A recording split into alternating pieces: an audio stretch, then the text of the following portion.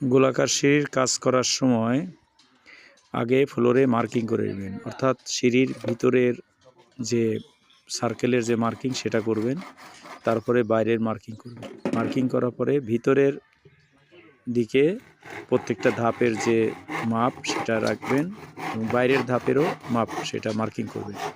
আমরা এই কাজে যেহেতু আমাদের ফ্লোরটা ফিনিশিং ছিল কম, সেই জন্য মার্কিংটা মুছে যাবে বা আমরা কি করলাম, আমরা প্রত্যেকটা মার্কিং পয়েন্টে আমরা স্টিল তার কাটা মেরে নিছি।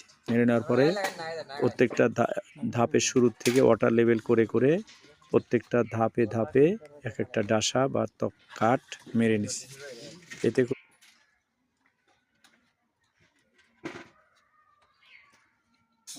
ধাপটির অংশগুলা প্রত্যেকটা ধাপ যেন হরিজন্টালি সমানভাবে থাকে, যেন ওয়াটার লেভেল করে নেওয়া হয়েছে। তাতে করে আমাদের